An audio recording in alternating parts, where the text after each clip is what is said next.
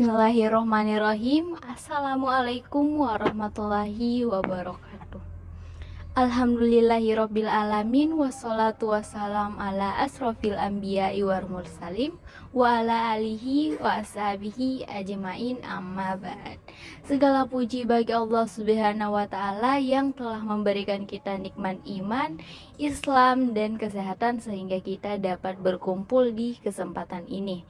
Salawat serta salam kita haturkan kepada junjungan kita Nabi Muhammad SAW.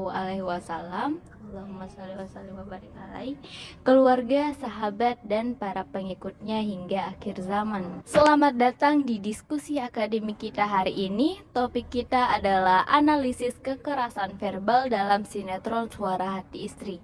Berdasarkan penelitian dari Profesor Dr. Rahman Rahim M.Hum, kita dapat mendalami bagaimana fenomena ini memengaruhi masyarakat dari segi linguistik dan psikologis. Bersama kita hadir dua narasumber hebat, ada Zahra dan Vika.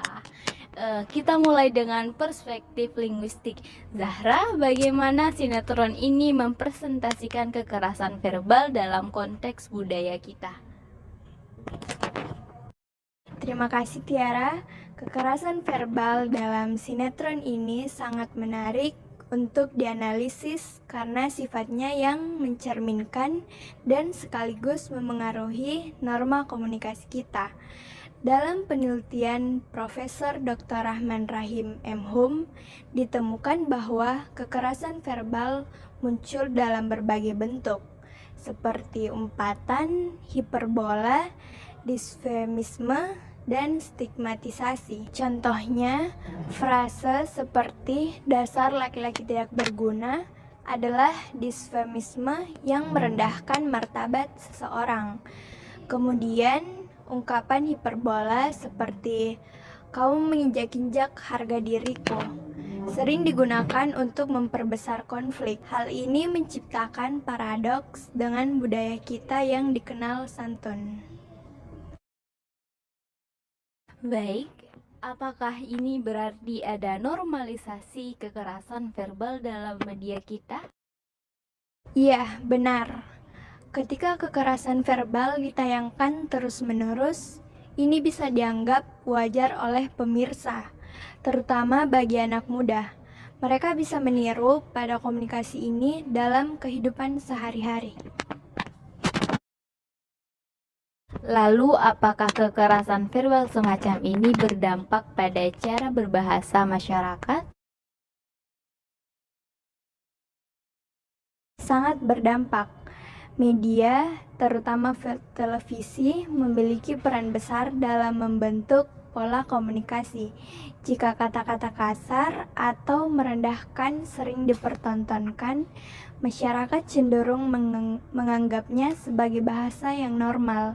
Ini sangat disayangkan, mengingat televisi juga memiliki fungsi pendidikan yang tidak boleh diabaikan. Baik, terima kasih atas pendapat dari Zahra. Selanjutnya dari Vika, dari sudut pandang psikologis, bagaimana kekerasan verbal ini memengaruhi penonton? Dampaknya signifikan, terutama bagi anak-anak dan remaja yang masih dalam fase perkembangan emosional. Mereka berada pada tahap di mana mereka mudah meniru apa yang mereka lihat.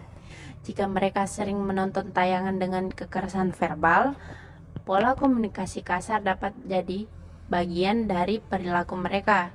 Ini juga dapat memperburuk hubungan interpersonal mereka, baik di lingkungan keluarga maupun sekolah.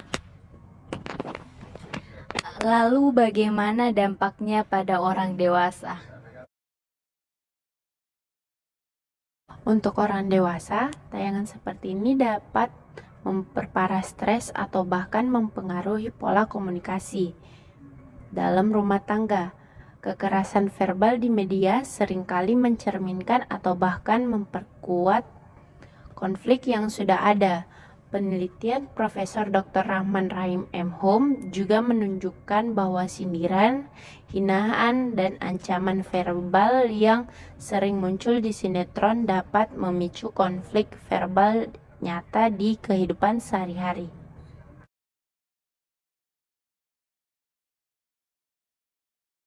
Apakah ada data konkret yang mendukung ini? Tentu saja, penelitian Profesor Dr. Rahman Rahim M. Hum menemukan berbagai bentuk kekerasan verbal dalam sinetron Suara Hati Istri. Misalnya, disfemisme seperti dasar laki-laki tidak berguna digunakan untuk merendahkan seseorang secara emosional. Paparan terus-menerus terhadap kekerasan verbal ini bisa menurunkan empati dan meningkatkan perilaku agresif secara emosional. Terima kasih Zahra dan Vika. Sekarang mari kita bahas solusi untuk masalah ini. Apa yang dilakukan pembuat konten televisi untuk mengurangi kekerasan verbal dalam sinetron?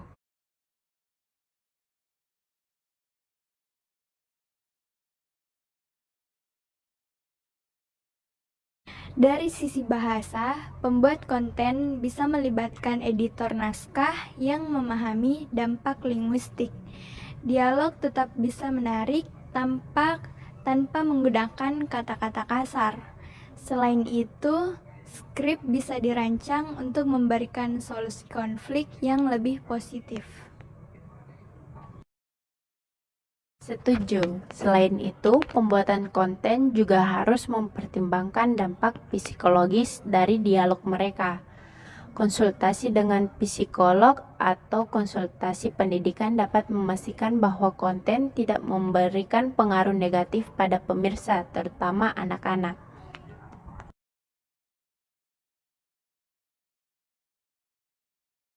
Bagaimana dengan peran masyarakat dalam menyikapi tayangan seperti ini?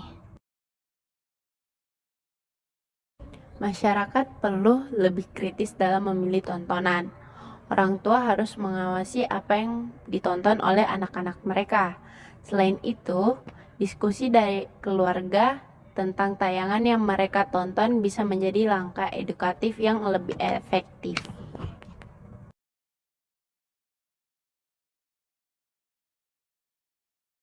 Saya setuju.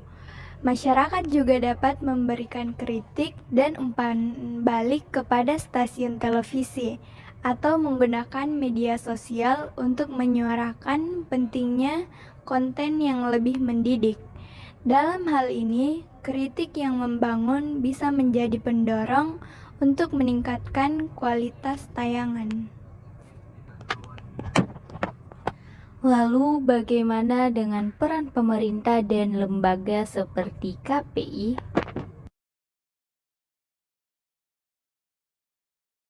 KPI harus lebih tegas dalam memantau konten, terutama pada jam-jam tayang yang melibatkan banyak pemirsa keluarga. Selain itu, pemerintah juga dapat mendorong produksi sinetron dengan tema-tema yang lebih positif. Saya juga sepakat, selain regulasi, pemerintah bisa mendukung literasi media di sekolah-sekolah agar generasi muda lebih bijak dalam menyikapi tayangan yang mereka konsumsi. Literasi ini sangat penting untuk membangun kesadaran kritis.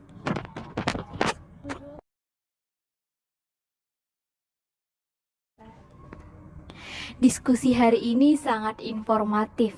Dari perspektif linguistik, kita belajar bahwa bahasa dalam sinetron bisa memengaruhi norma komunikasi masyarakat. Dari sisi psikologi, dampaknya pada perkembangan emosional dan sosial penonton sangat nyata. Terima kasih kepada Zahra dan Vika atas wawasan yang luar biasa. Semoga diskusi ini menjadi langkah awal untuk memperbaiki kualitas tayangan televisi di Indonesia. Sampai jumpa di diskusi berikutnya.